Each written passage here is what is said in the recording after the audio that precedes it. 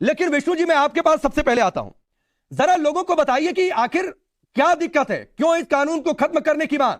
लंबे समय से इस पर हम पहले भी बातचीत कर चुके हैं। अब तो निजी विधेयक पेश हो गया और उस विधेयक को पेश करने के लिए वोटिंग करानी पड़ी क्योंकि लोग चाहते नहीं थे संसद में।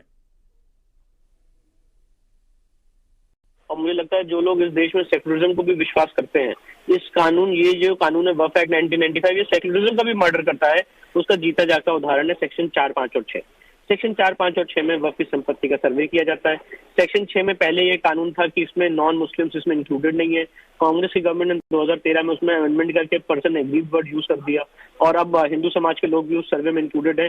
सबसे महत्वपूर्ण बात, जो रिमार्केबल बात है जिसको गौर करना चाहिए, वो ये है कि जैसे लैंड एक्विजिशन में सेक्शन 4 और 6 का नोटिफिकेशन होता था, प्रिलिमिनरी नोटिफिकेशन और उसके बाद फाइनल नोटिफिकेशन, मतलब जिस आदमी की संपत्ति सर्वे में जा रही है उसको बताया जाता था कि भाई आपकी संपत्ति सर्वे में जा रही है, आपको कोई ऑब्जेक्शन हो तो आके यहाँ पे आप बता दीजिए।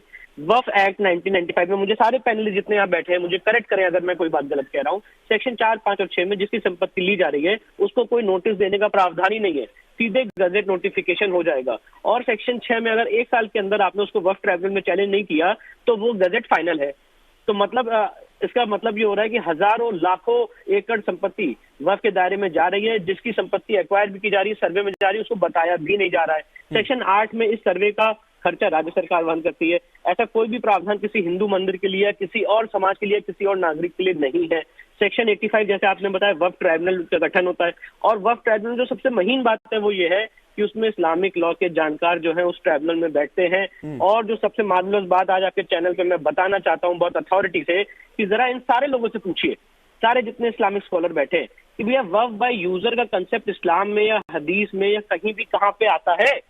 वक्फ बाय यूजर के कंसेप्ट के आधार पे राकेश भाई हजारों लाखों वर्ग किलोमीटर। अच्छा एक चीज विष्णु जी, एक चीज और बता दीजिए, फिर मैं रुक कर ही जाता हूं जिधर आपने इशारा किया कि क्या किसी दूसरे धर्म के लिए, चूंकि कानून यहां पर जितने पैनलिस्ट हैं सबसे ज्यादा आप जानते हैं, आपको जानकारी है, क्या किसी भी दूसरे धर्म के लिए, मुस्लिम छोड़ दिया जाए, हिंदू के लिए, सिख के लिए, ईसाई के लिए और भी जितनी मान्यताएं हैं, पंथ है, क्या किसी के लिए इतने असीमित अधिकार वाला कोई एक्ट है, कोई कानून है? नहीं, किसी के लिए ऐसा कोई एक्ट नहीं है जहां पे किसी समाज को ये पावर दी गई हो कि भाई आप किसी भी संपत्ति को अपनी संपत्ति घोषित कर सकते हो, उनके लोगों को पब्लिक सर्वेंट का दायरा दर्जा दिया। मैं एक बात और कहना चाहता हूं राकेश भाई, वक्फ की इस आग से इलाहाबाद हाईकोर्ट भी नहीं बचा।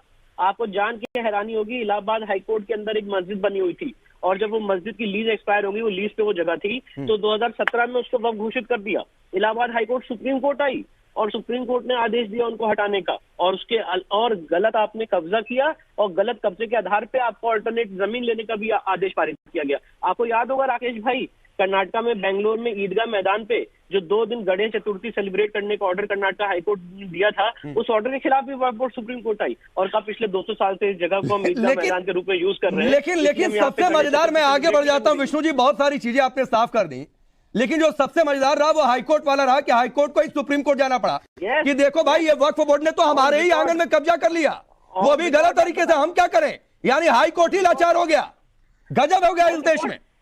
ऑन रिकॉर्ड बात बता रहा हूँ, ठीक है, मेरी बात नहीं है। ठीक है। चलिए मोहम्मद अतीक एक बात बताइए, आपने बहुत सेकुलरिज्म की ढोल पीटी है इससे पहले और सभी लोग पीटते हैं, पीटना भी चाहिए, देश सेकुलर है भाई, लेकिन फिर एक धर्म के लिए ऐसा असीमित अधिकार वाला कानून क्यों, दूसरे धर्मों के लिए क्यों नहीं? ये सेकुलरिज्म को चोट करता है तो ये 95 वाला जो प्रावधान जुड़ा था वो खत्म क्यों ना हो जाए? राकेश जी देखिए, आज से 10 साल पहले कोई प्रॉब्लम नहीं थी, 10-12 साल पहले कोई प्रॉब्लम नहीं थी। भारतीय जनता पार्टी आई तो फिर समझ लीजिए कि सैया भय कोतवाल, तो अब डर काहे का? संसद में मुसलमानों को गालियां भी दी जा रही हैं, मदरसों के सर्वे करे जा रहे हैं, इल्जाम लगाया जा रहा है कि आतंकवादी फंडिंग हो रही है, गतिविधियां देश विरोधी, कुछ भी कह लीजिए चलता है। और ये जो विष्णु शंकर जैन जी बोल रहे हैं, ये आज से 10 साल 15 साल पहले कहां थे? इनके वालिद साहब कहां थे? तब तो नहीं बोलते थे, आज ये बता रहे हैं। और आप कह रहे हैं ना कि इस हिंदुस्तान में एक मजहब के लिए कानून, हिंदू अविभाजित फैमिली के लिए बहुत सारे प्रावधान नहीं है क्या? क्या वो फायदा नहीं उठा रहे हैं? अधिकार है क्या? क्या मजहब के नाम पे असीमित अधिकार है क्या मोहम्मद अतीक? प्रॉब्लम नहीं, असीमित अधिकार है क्या? वक्फ बोर्ड किसी, आ रहा हूं विष्णु शंकर जैन जी, वक्फ बोर्ड किसी हिंदू की जमीन पर कह दे कि ये वक्फ हो गई, मैं उसका अभी विनोद बंसल जी के पास जाऊंगा, पूरा खाका रख देंगे।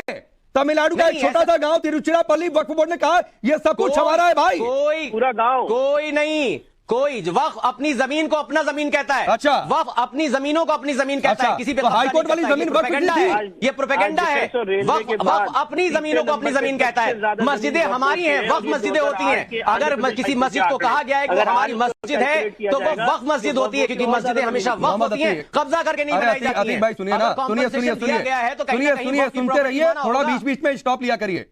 जो विष्णु शंकर जैन जी ने हाईकोर्ट वाली बात कही, नहीं स्टॉप क्या, अरे रुकिए ना, आप स्टॉप दूसरों मतलब को हॉल्ट बोलने लिया का करिए, मौका सुना नहीं देंगे, करिए, बोलने का मौका नहीं सवाल देंगे। सुनेंगे तो जवाब देंगे, आप ही के पास हूं। नहीं सर, आप इतना बौखलाइए मत, आपने सवाल किया इतना है तो आप बौखलाइए मत। सुनिए, आप वक्फ एक्ट के खत्म होने की बात हो रही है तो नहीं रहा हूं। सुनिए सुनिए, अरे सुनिए ना अतीक भाई, सुनिए सुनिए, अरे ऐसे फिर मैं आपके पास उलझा रहूंगा, समय मत खाइए, उठाया जा रहा है ना। जो विष्णु शंकर जैन जी ने हाईकोर्ट वाली बात कही, हाईकोर्ट लाचार हो गया, सुप्रीम कोर्ट जाना पड़ा। सुप्रीम कोर्ट ने कहा वक्फ बोर्ड से हटाओ भाई, ये तुम्हारी नहीं है। क्या था ये? इलाहाबाद हाईकोर्ट की जमीन। देखिए दरअसल इलाहाबाद बात हाईकोर्ट की ये बड़ा आपत्तिजनक है कि हाईकोर्ट को लाचार कहना, ये तो अरे जाना पड़ा ना सुप्रीम कोर्ट। बड़ी बात है ना कि हाईकोर्ट को लाचार अरे कहना यहाँ बैठकर। क्योंकि हाँ, तो ये आपको तो law में ये ऐसे तरीका है, अधिकार तरीका है, दिए गए कानूनी हैं प्रक्रिया कि है। आपने इसमें उसको लाचारी अपनी क्या संपत्ति है? घोषित कर दिया। अब जो आपने इसमें लाचारी क्या है? उसके खिलाफ जाना पड़ा सुप्रीम कोर्ट, क्योंकि आपको ऐसे अधिकार दिए गए कि आप संपत्ति को वक्फ संपत्ति घोषित कर सकते हैं। और मैं ये बात और कहना चाहता हूँ राकेश भाई, आपके और अगर किसी जगह कॉम्पनसेशन दे रहा है तो उसका मतलब है वो हमारी संपत्ति थी, तभी तो कॉम्पनसेशन मिला।